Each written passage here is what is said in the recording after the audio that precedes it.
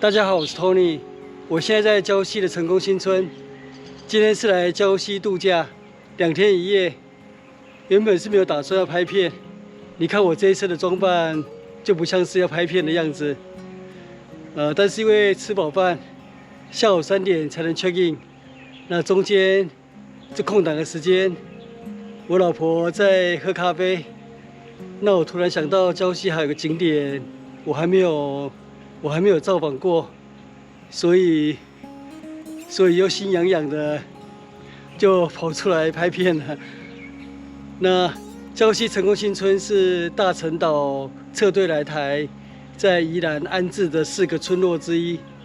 那另外3个村落我都已经造访过了，就是苏澳的月明新村，还有壮围的仁爱新村，还有头城大溪的忠孝新村。那剩下这一处其实是我最熟悉的礁溪，但以前一直没有来造访，就是成功新村。我刚刚就从成功新村入口的总统蒋公铜像那边出发。大陈岛的居民是在民国44年2月撤退来台，那安置在成功新村这边的居民，在隔年9月1日，就在村庄的入口树立了总统蒋公铜像，以感念政府的德政。那大陈岛撤退来台，从民国44年到民国114年，已经有70年的历史了。那当年的房舍应该所剩无几。左侧这里有公共厕所，这条巷子通往武圣庙，算是成功新村的信仰中心。庙里面的关圣帝君神像，是当年从大陈岛一起撤退来台的。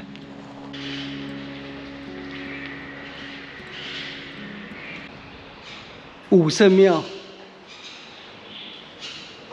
这里有大陈文物陈公馆。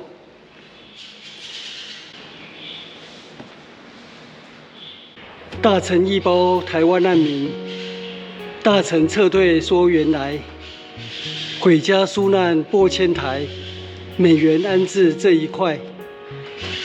公庙是寄托所在，和平使用60载。骤然征税很不该，巨额藏在力不逮。一包子民看无奈，上其政府施忍耐，保全信仰敏感带。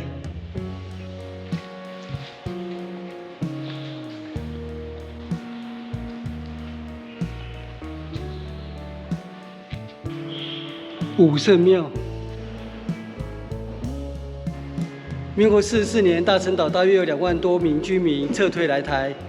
那当时居民要不要迁移，要不要撤离，当然心里是会有犹豫的。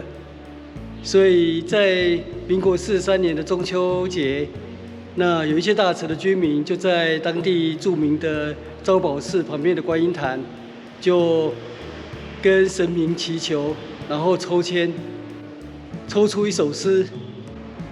这首诗的意思看得出来是神明想要迁移，但是要迁到哪里，迁往何处，并没有明确的指示，所以他们就请乩童来解签。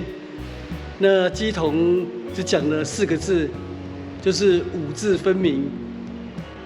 所以他们看这首签诗，每一句的第5个字，把它连起来，就是移往台湾。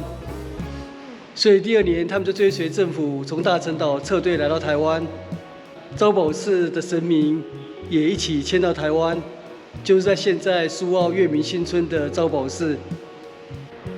当然，这首签诗从社会科学的角度来分析，也有可能是当时的政治操作，就是老百姓犹豫不决，所以我就弄了一首签诗给他们看，神明就指示要撤往台湾。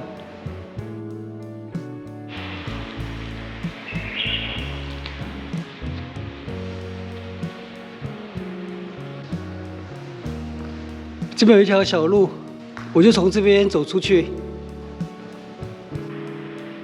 庙旁这2户应该就是当年的老房子。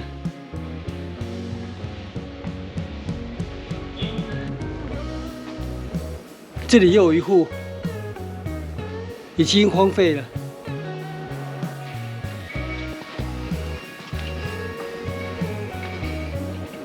这是2层楼的楼房，已经荒废了。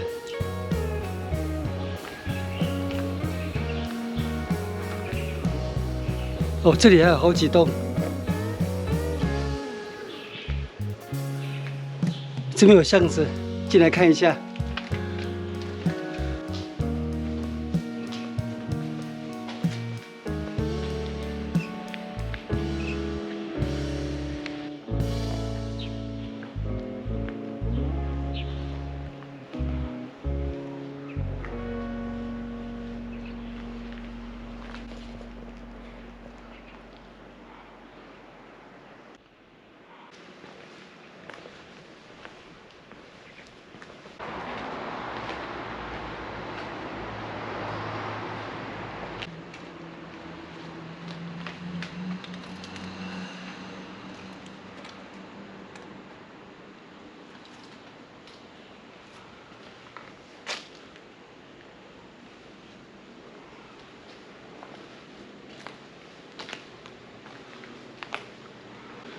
我绕了一圈，回到公共厕所这里了。那就从这里走往汤围沟公园。我老婆在那附近等我。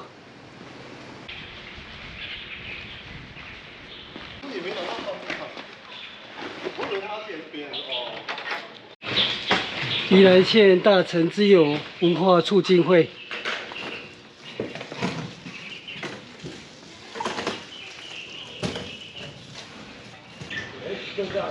这边巷子里面还有老房子。当年大陈岛的居民或许认为只是暂时迁往台湾而已，3年5年就可以返乡了。没想到一晃眼70年过去了，现在应该第2代、第3代，甚至第4代都已经在台湾落地生根了。这老房子荒废了。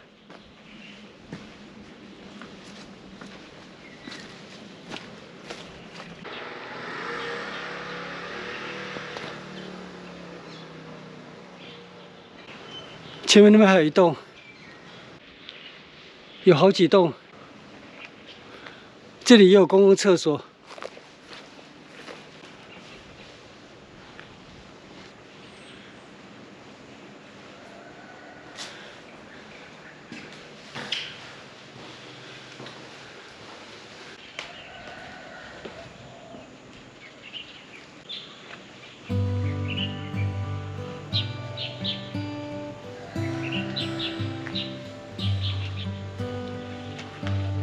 这房子看起来已经没有人居住了。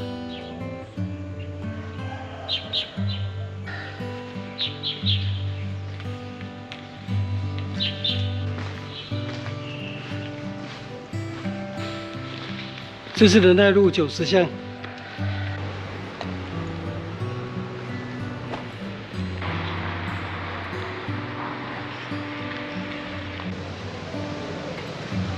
我回到汤围沟公园了。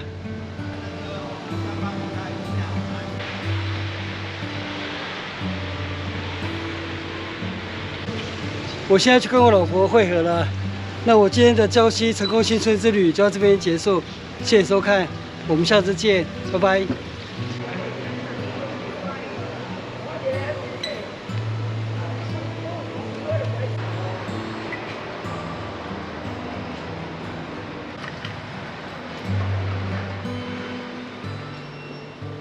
影片下方的文字资讯栏里面有本次旅行路线的 Google 地图网址连结，欢迎您点选网址，打开地图作为旅行的参考。